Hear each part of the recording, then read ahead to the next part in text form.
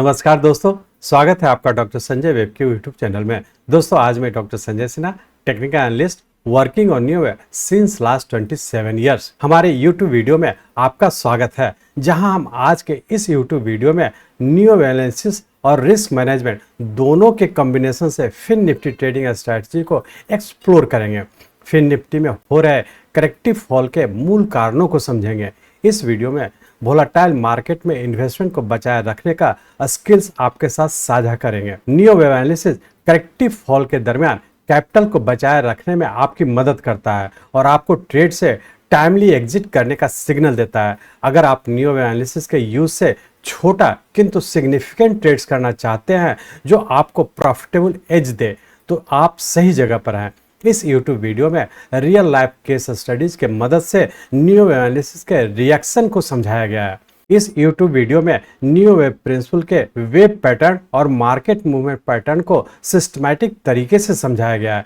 यह वीडियो आपको आपके सक्सेसफुल ट्रेडिंग प्लान का ब्लूप्रिंट बनाने में मील का पत्थर साबित होगा। प्रॉफिटेबल अपॉर्चुनिटीज आइडेंटिफाई करने और सक्सेस के चांस को ऑप्टिमाइज करने के भरपूर टिप्स इस वीडियो में मौजूद हैं। याद रखिए, फिन निफ्टी के मौजूदा करेक्टिव फॉल में प्रॉफिट के लिए माइंडसेट पर कंट्रोल और मार्केट साइकोलॉजी की डीप अंडरस्टैंडिंग इंपॉर्टेंट है, जो इस वीडियो में एग्जाम्पल के साथ समझाने की कोशिश की गई है। Neo wave analysis emotional discipline develop करता है, जो आपको सक्सेसफुल होने के लिए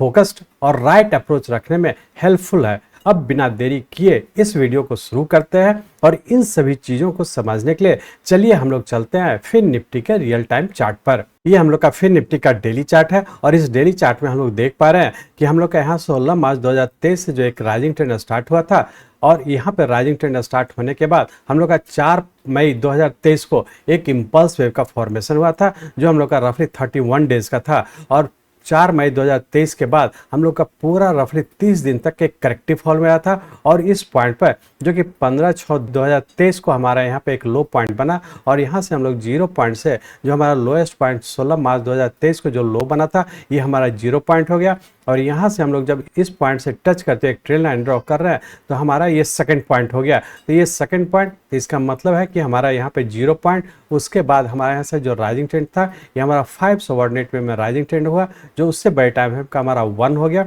और इसके बाद 30 डेज का एक करेक्शन था, जो कि एक कॉम्प्लेक्स फॉर्म में था, जो यहाँ पे हमारा 15 जून 2023 को हमारा सेकंड वेव कंप्लीट किया और पुनः यहाँ से हम लोग का फिर से एक इम्पल्स वेव के फॉर्म में ऊपर कंटिन्यू किया है। अब हम लोग यहाँ पे देख रहे हैं कि 15 जून 2023 से जो ऊपर की ओर कंटिन्यू किया था, उसके तहत इसका सबऑर्डिनेट वेव 1, 2, 3, 4 और 5 वेव जो 27 जुलाई 2023 को हम लोग का कंप्लीट किया 20,667 के बाद। यहाँ पे हम लोग देख रहे थे कि यहाँ पे हम लोग सेकेंड वेव के बाद यहाँ पे एक 5 सबऑर्डिनेट में ऊपर की ओर कंटिन्यू किया, जो कि एक बड़े टाइम फ्रेम का हमारा थर्ड वेव कंप्लीट किया। तो ये हम कह सकते हैं कि 16 मार्च 2023 से लेकर के हमारा 27 जुलाई 2023 तक रफली हम लोग का 86 डेज का राइजिंग ट्रेंड था, जो कि हम लोग देख रहे हैं कि 1, 2 और 3 वेव के पैटर्न में हम लोग का यहाँ पे कंप्लीट करके, और यहाँ पे पहली बार है जो कि पिछले दिन हम लोग का यहाँ पर वेरी शॉर्ट टर्म का जो लोअर स्टॉप लॉस था 19,937 का, वो ब्रेक किया है। तो हम लोग ये कह सकते हैं कि सेकेंड वेव के बाद जो यहाँ पे हम लोग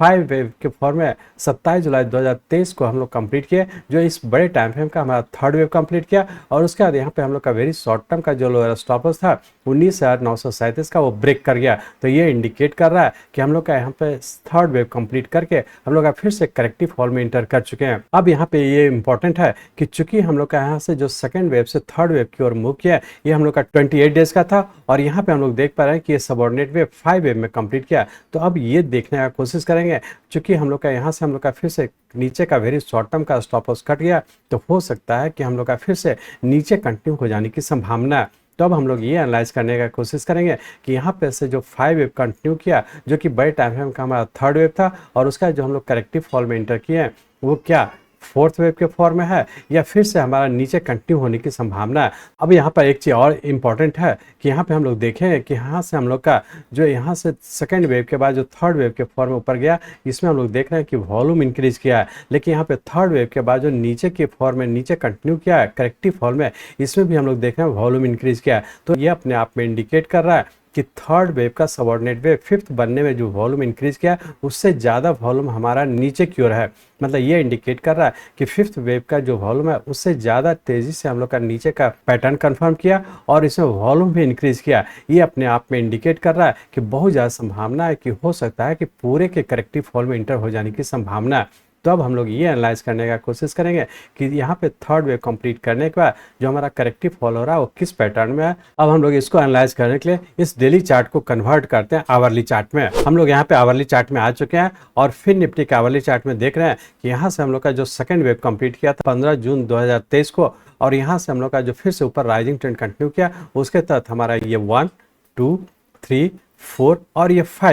5 वेव कंप्लीट करके जो कि हम लोग का उससे बड़े टाइम फ्रेम का हम लोग का थर्ड वेव कंप्लीट किया, जो हमारा 27 जुलाई 2023 को कंप्लीट किया, और उसके बाद हम लोग का नीचे का पैटर्न कंफर्म किया। यहाँ पे हम लोग देख रहे हैं कि सबसे पहले छोटे टाइम फ्रेम का पैटर्न कंफर्म किया, और यहाँ पे पैटर्न कंफर्म करने के बाद जैसा पिछले वीडियो में आप लोग से डिस्कस किए थे कि हम लोग का यहाँ से जो राइज होगा वो करेक्टिव राइज होगा, और करेक्टिव राइज पूरा करके फिर से नीचे कंटिन्यू हो जाने की संभावना है। एग्जैक्टली उसी तरह से हम लोग देख रहे हैं कि हम लोग का यहाँ से नीचे का ए वेव बना था, और जैसा आप लोग को पिछले दिन बताए थे कि हम लोग का वी वेव के फॉर्म में 20,400 तक जाने की संभावना, रफली उसी के पास जा करके और फिर से नीचे सी वेव के फॉर्म में आ चुका है। तो हम लोग यहाँ पे कह सकते हैं कि यहाँ पे थर्ड वेव कंप्लीट करने के बाद नीचे का एक कंफर्म किया जो ए वेव था, और यहाँ पे हम लोग देख रहे हैं कि ए वेव का 61.8% से हमारा नीचे ही रह गया, जो इंडिकेट कर रहा है कि थर्ड वेव कंप्लीट करने के बाद यहाँ पे एक जिगजैग पैटर्न में हम लोग का नीचे का ए बी और सी वेव पूरा किया, और उसके बाद फिर से हम लोग का करेक्टिव राइज में इंटर कर चुके हैं।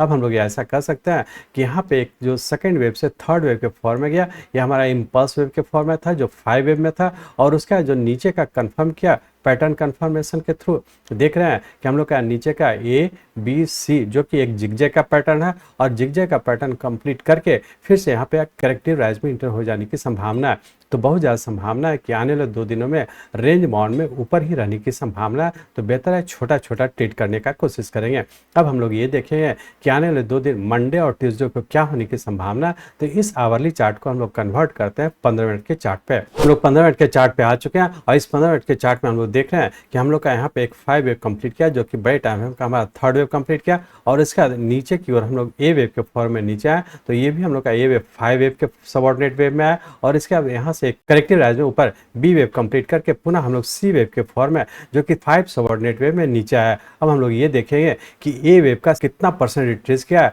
तो इसलिए हम लोग रिट्रेसमेंट रूल अप्लाई करते हैं। यहाँ पे हम लोग रिट्रेसमेंट रूल अप्लाई करते हैं ए वेव में। तो इस ए वेव पे जब रिट्रेसमेंट रूल अप्लाई करते हैं तो यहाँ पे हम लोग देख रहे हैं कि यहाँ से जो ए वेव का रिट्रेसमेंट हुआ वो 61.8% से नीचे ही रह गया, जो इंडिकेट कर रहा है कि हमारा थर्ड वेव कंप्लीट करने के बाद नीचे का ए बी और सी वेव जो कि एक जिगजैग का पैटर्न पूरा करके फिर से सी वेव कंप्लीट किया, और इसके बाद फिर से करेक्टिव राइज में इंटर कर चुके हैं। अब इस करेक्टिव राइज के तहत हम लोग देखेंगे कि मंडे और ट्यूसडे में क्या होने की संभावना है। तो मंडे और ट्यूसडे में रेंज बाउंड के तहत नीचे हो सकता है कि 19,850 और ऊपर 20,150, इसी रेंज बाउंड में रहने की संभावना। ऊपर का स्टॉप लॉस रखें 20,400 का। तो मंडे ट्यूसडे के लिए ऊपर के स्टॉप लॉस को ध्यान में रख करके जब भी ऊपर जाता है तो यदि लॉन्ग पोजीशन बना तो आप इसमें एग्जिट हो जाने का कोशिश करेंगे, और यदि आप शॉर्ट करना चाहते हैं तो 20,400 के स्टॉप लॉस को ध्यान में रख करके जब भी ऊपर जाता है शॉर्ट करें, लेकिन इंट्राडे में नीचे आता है तो प्रॉफिट भी बुक करने का कोशिश करेंगे, क्योंकि यहाँ पे हो सकता है कि ऊपर थर्ड वेव से जो हम लोग का नीचे ए बी सी के फॉर्म में आया है,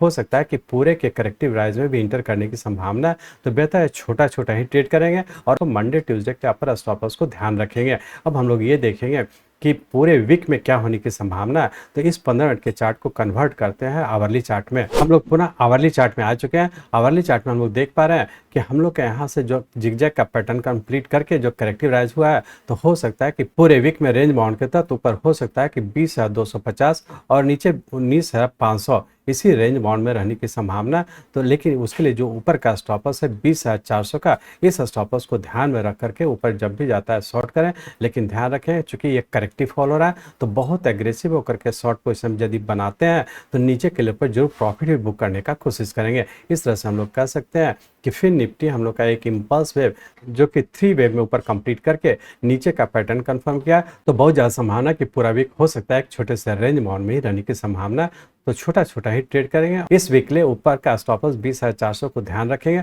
वैसे हम लोग का वेरी शॉर्ट टर्म का जो अपर स्टॉप लॉस है वो 20,667 का है। जब तक ये ब्रेक नहीं करता हम लोग मान करके चलें कि अभी भी नीचे ही रहने की संभावना है। तो वेरी शॉर्ट टर्म का अपर स्टॉप लॉस है 20,667 का और इस वीक के लिए स्टॉप लॉस है 20,400 का। तो ये दोनों ही स्टॉप लॉस को ध्यान में रख करके यदि शॉर्ट करते हैं तो स्टॉप लॉस को ध्यान में रखेंगे।